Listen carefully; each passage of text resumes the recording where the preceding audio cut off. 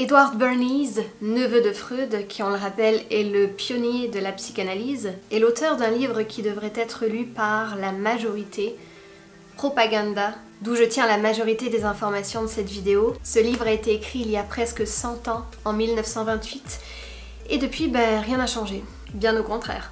Il est très simple d'établir des liens évidents avec notre monde actuel. Bernays est reconnu comme étant l'un des principaux créateurs de la manipulation des médias, des nouvelles, de l'opinion publique. Il était passé maître de la propagande politique et de l'industrie des relations publiques. Ces techniques dont on va parler sont donc bel et bien utilisées depuis presque 100 ans par un homme brillant de l'ombre qui faisait partie de la minorité qu'on va évoquer de temps en temps dans cette vidéo. Mais qu'est-ce qu'une propagande exactement? La plupart d'entre vous le savent, je le sais, mais on va faire un petit récap. La propagande est un ensemble d'actions et de stratégies destinées à influencer par tous les moyens possibles la pensée et les actes d'une population. La publicité s'en sert énormément pour créer des besoins, la politique aussi. On va commencer par un premier exemple tout simple. Prenons le responsable des ventes d'un grossiste en viande chargé d'augmenter les ventes de bacon. Il pourrait tout simplement écrire sur une pancarte « Manger du bacon, c'est très bon pour la santé et en plus c'est pas cher ». Sauf qu'en faisant ça, il pourrait ne pas convaincre la majorité. Si le responsable des ventes est capable de trouver une personne avec un statut suffisamment crédible aux yeux de la plupart des gens pour se prononcer sur les bienfaits du bacon, le tour est joué. Et qui pourrait être mieux placé qu'un médecin pour nous influencer sur nos habitudes alimentaires? Le responsable des ventes va donc persuader le corps médical de déclarer publiquement combien la consommation de bacon est bénéfique pour tous. Je vous laisse deviner par quoi le bacon a été remplacé aujourd'hui. À partir du moment où quelqu'un a suffisamment d'influence, il peut convaincre toute une partie de la population, les médecins en tête de ligne. Il suffit donc d'obtenir la complicité de plusieurs personnalités importantes de différents milieux pour inciter la population dans un but précis, et peu importe le sujet donné. La meilleure façon d'obtenir l'adhésion du public à un parti politique, par exemple, est de miser gros sur la personnalité d'un candidat. Si le candidat apparaît aimable, voire charmant, son programme, aussi ordinaire soit-il, sera accueilli positivement. Et l'inverse est d'autant plus vrai. Qu'est-ce qui vous plaît dans le programme d'Emmanuel Macron? Alors je vais dire que c'est Macron, moi, qui me plaît, parce qu'il est différent, parce qu'il a un autre langage. J'ai pas écouté son programme. Je ne le connais pas, mais j'ai confiance en lui. Vous pouvez voter pour quelqu'un, pour un candidat, sans connaître le programme? Oui, pour lui, oui. Parce qu'il est séduisant, parce qu'il peut plaire aux femmes. Un dirigeant politique est un créateur de circonstances. Donc, quand une personne semble certaine d'avoir choisi un candidat via son propre jugement, un enchaînement de circonstances a, dans la réalité, été fabriqué pour qu'elle pense que la décision vient d'elle. Un propagandiste étudie dans les moindres détails la population, histoire de bien cerner les points sur lesquels elle pourrait être résistante. Et en ayant anticipé ses éventuelles réactions négatives, le propagandiste sera donc capable de démontrer facilement que les craintes et les préjugés des gens sont donc injustifiés. Il se fixe un objectif et le réalise. Et il le fait en cédant des connaissances précises qu'il a du peuple, et si besoin, il modifiera les circonstances pour manipuler l'opinion et entraîner son revirement. Voici un autre exemple plus connu d'utilisation de la propagande.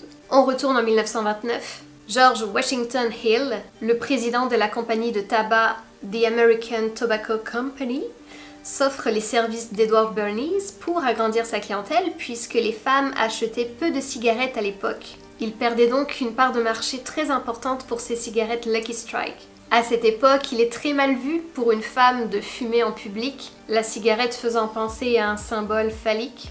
Il fallait donc absolument faire tomber ce tabou. Lors de la très célèbre parade de Pâques à New York, des femmes seront engagées et payées pour poser un geste d'éclat, tel que mentionné dans tous les journaux.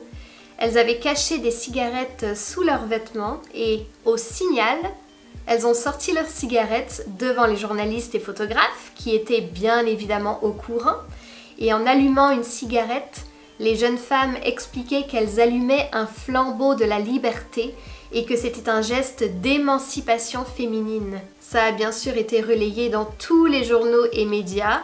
La cigarette était soudainement devenue une forme de contestation, un symbole de liberté pour les femmes qui sont tombées dans le piège, puisque les ventes de cigarettes à cette nouvelle clientèle ont explosé par la suite. Un jeu d'enfant. Et comme il constatait que certains rétractaires disaient que la cigarette était mortelle, Bernays a envoyé aux journaux des expertises qui prouvaient le contraire. Expertise souvent financée par l'industrie de la cigarette elle-même. Les décideurs de la vérité que l'on retrouve donc un petit peu partout dans les médias sont donc soit les personnes ou entreprises qui peuvent se permettre de payer les compagnies de propagande, soit les membres de ce qu'on appelle la minorité intelligente. Dans l'optique où bien sûr l'autre partie de la population, la majorité, est crédule. Mais qui donc est cette minorité dont on parle? Qui nous endoctrine sans que nous en ayons conscience? Qui nous incite à admirer ou à mépriser quelqu'un? Qui nous insuffle des opinions ou dicte nos pensées? Qui dirige nos actions en vue d'être un bon citoyen? Et si je vous disais, en schématisant un peu, que tous les gouvernements de ce monde sont eux-mêmes dirigés par des individus dont les noms restent parfaitement inconnus du grand public? Les acteurs que nous croyons avoir le premier rôle dans toutes les décisions qui sont prises ne sont en fait que les pantins des puissants qui agissent dans l'ombre. Des dirigeants invisibles contrôlent donc le comportement et le destin du reste de la population. Et cette même minorité a bien compris qu'elle pouvait influencer la majorité dans le sens de ses intérêts. Il est possible et donc très facile de manipuler l'opinion des masses pour les convaincre de s'engager dans la direction voulue. La propagande intervient sur les plans sociaux, politiques, financiers ou encore bien sûr du divertissement. Elle joue sur tous les fronts. Et pour arriver à ses fins, elle utilise tous les outils de communication possibles. Si la presse écrite a moins de poids aujourd'hui qu'en 1928, on peut encore compter sur la radio, le divertissement et bien entendu depuis plusieurs décennies maintenant, notre chère télévision. Et en parlant de divertissement, devinez qui est le cofondateur de Netflix ? Monsieur Mark Randolph, qui n'est autre que le petit-neveu d'Edward Bernays. Mais quelle coïncidence! C'est d'autant plus intéressant que le cinéma est le meilleur moyen de transmettre des opinions et autres messages subliminaux, pendant que la population croit juste qu'elle est en train de se divertir. Vous l'aurez compris, au niveau politique, la propagande est donc très utile et surtout très efficace, notamment pour créer la peur de l'ennemi dans l'inconscient des masses, et donc avoir de bonnes raisons de déclencher une guerre. Comme il est plus facile de comprendre avec un exemple, prenons le cas des guerres d'Irak. Que ce soit en 91 ou en 2003, l'image négative de Saddam Hussein a été volontairement amplifiée pour justifier l'occupation des États-Unis sur place. Si on prend la guerre du Golfe de 91, une firme américaine de propagande avait été engagée pour saturer la population d'informations de manière à ce qu'elle finisse par soutenir George Bush. Et cette firme, c'est Random Group. Et autant dire qu'elle n'a rien laissé au hasard. Certains se souviendront des horreurs orchestrées dans une maternité du Koweït, des nouveau-nés arrachés des couveuses et jetés à même le sol, des femmes enceintes piétinées, des infirmières violées. Toutes ces scènes étaient fictives et avaient été attribuées à des soldats de Saddam Hussein. Pendant que j'étais là, j'ai vu les soldats irakiens entrer dans l'hôpital avec leurs armes. Ils ont tiré les bébés des couveuses. Ils ont pris les couveuses et ont laissé mourir les bébés sur le sol froid. J'étais horrifiée. Je ne pouvais rien faire et je pensais à mon neveu qui était né prématuré et aurait pu mourir ce jour-là lui aussi. Les Irakiens ont tout détruit au Koweït. Ils ont vidé les supermarchés de nourriture, les pharmacies de médicaments, les usines de matériel médical. Ils ont cambriolé les maisons et torturé des voisins et des amis. J'ai vu un de mes amis après qu'il ait été torturé par les Irakiens. Il a 22 ans, mais on aurait dit un vieillard. Les Irakiens lui avaient plongé la tête dans un bassin. Il a failli mourir. Ils lui ont arraché les ongles. Ils lui ont fait subir des chocs électriques sur les parties sensibles de son corps. Par chance, il a survécu. John Rendon, le directeur de Rendon Group, a aussi été consultant exécutif en communication auprès de la Maison-Blanche et du ministère américain de la Défense, entre autres. Donc c'est un homme probablement aussi puissant qu'inconnu du grand public. Et il a déclaré, lui non plus il ne se cache pas, « Ne vous êtes-vous jamais demandé comment les citoyens du Koweït, pris en otage pendant 7 mois longs et difficiles, avait-il pu se procurer des petits drapeaux américains? Eh bien, vous connaissez la réponse, cela faisait partie de ma mission.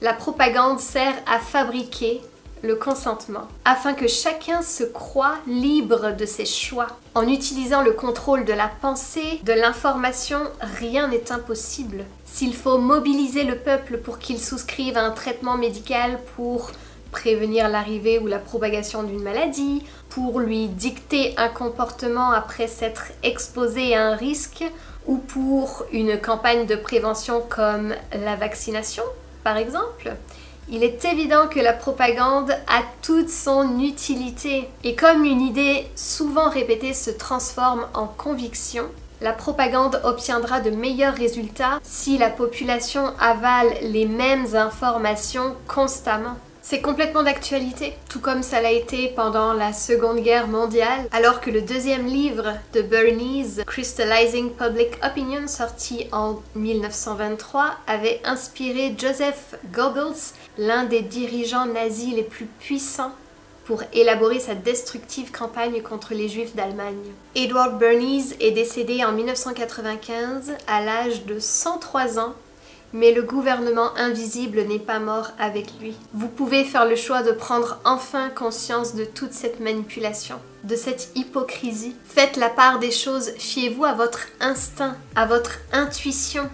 Elle sait. Posez-vous des questions. Qu'est-ce qui fait le plus de sens de façon logique? Quel est l'intérêt réel des différentes sources d'informations que vous trouvez? Qui a quoi à gagner? Qui contrôle les médias? Qui finance quoi et dans quel but? Soyez curieux pour vous faire une meilleure opinion de toutes les informations qui arrivent jusqu'à vous.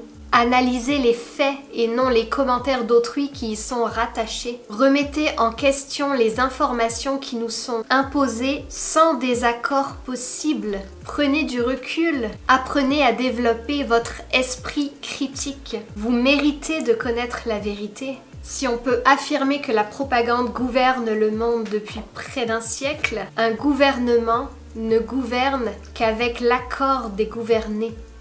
Le jour où nous reprenons cet accord, nous retrouvons notre pouvoir.